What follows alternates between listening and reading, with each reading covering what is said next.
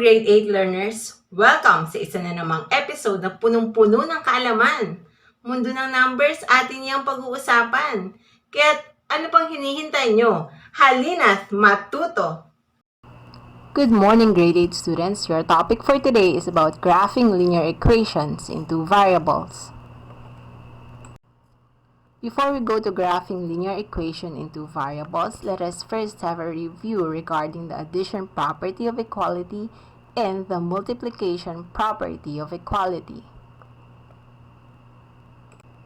The addition property of equality states that if A, B, and C are real numbers and A is equal to B, then A plus C is equal to B plus C, or A minus C is equal to B minus C. In other words, we can always add the same quantity to both sides of the equation. For example, we have the equation x minus 3 is equal to 1. The addition property of equality allows us to add the same quantity to both sides of the equation. For this case, what are we going to add? Okay, we will add positive 3 to both sides of the equation. So now we have x minus 3 plus 3 is equal to 1 plus 3. X minus 3 plus 3 is equal to x, and 1 plus 3 is equal to 4. So our equation now is x is equal to 4. Now we come to multiplication property of equality. It states that multiplying both sides of the equation with the same number gives us an equivalent equation. If A, B, and C are real numbers and A is equal to B, then AC is equal to BC. In other words, we can always multiply the same quantity to both sides of the equation. Let's say, for example, we have the equation x over 2 is equal to 5. So, MPE allows us to multiply the same quantity. So for this case, what are we going to multiply? We're going to multiply both sides by positive 2. 2 times x over 2 is equal to x, and 5 times 2 is equal to 10. So by multiplication property of equality, x over 2 is equal to 5 will give us x is equal to 10. What are these properties of equalities are used for? These two properties of equality are used to change the standard form of linear equation ax plus by is equal to c into slope-intercept form y is equal to mx plus b. Now let us have an example. Let us change y minus x is equal to 4 to slope-intercept form and determine the slope and the y-intercept. Okay, now so let me show you the solution of changing the equation y minus x is equal to 4 into slope-intercept form.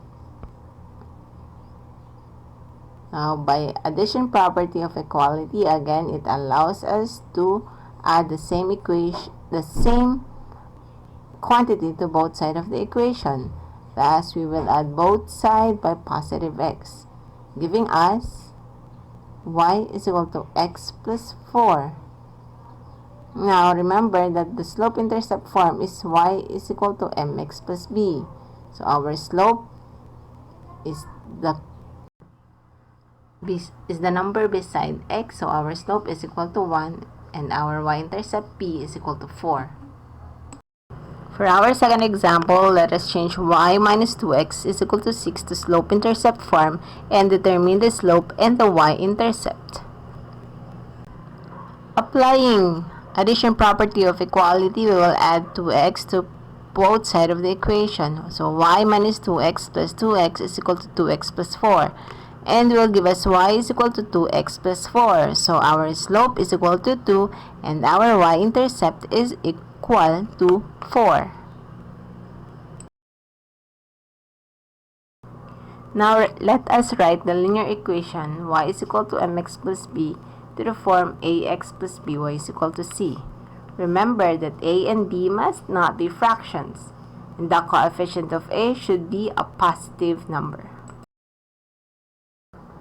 Now, we are going to convert the equation which is written in the slope-intercept form y is equal to mx plus b to the standard form ax plus by is equal to c. As you can see, in the slope-intercept form, all are on the right side except for the y, while on the standard form, everything are on the left side except for c. Just remember that if the slope is a fraction, multiply the whole equation with the denominator. So for this case, our denominator is 4. So let's multiply it to the whole equation, giving us 4 times y is equal to 4y. 4 times negative 3x will give us negative 3x. And 4 times positive 3 is equal to positive 12. So our equation now is 4y is equal to negative 3x plus 12. Next is to add the opposite of the x term to both sides, applying addition property of equality. And the opposite of negative 3x is positive 3x. So adding 3x to both sides, we will have 3x plus 4y is equal to negative 3x plus 3x plus 12. So we are left with 3x plus 4y is equal to 12. So now the standard form of our slope-intercept form, y is equal to negative 3 over 4x plus 3 is equal to 3x plus 4y is equal to 12. For our next example, let us change the slope-intercept form y is equal to 4x minus 4 into its standard form. Since the slope is already a whole number, let us proceed to the next step. Let us add negative 4x to both sides of the equation. So we have negative 4x plus y is equal to 4x minus 4x minus 4. And this will give us negative 4x plus y is equal to negative 4. But remember, the coefficient of x should be positive. So let's multiply it with negative 1 and will give us negative 4x times negative 1 is equal to positive 4x. Positive y times negative 1 is equal to negative y. And negative 4 times negative 1 is equal to positive 4. So the standard form of our slope-intercept form y is equal to 4x minus 4 is now 4x minus y is equal to 4. Okay, since everything is clear now, you may start answering the learning task of the week. And please do not forget to like, share, and subscribe in our YouTube channel so you will get updated on our latest uploads. At yun na nga, natapos na naman ang ating talakayan. Hanggang sa susunod na linggo, dito lang sa programang punong-puno ng kaalaman. Mundo ng numbers, atin niyang pag-uusapan. Kaya't ano pang hinihintay nyo? Halina't, MATH-TUTO!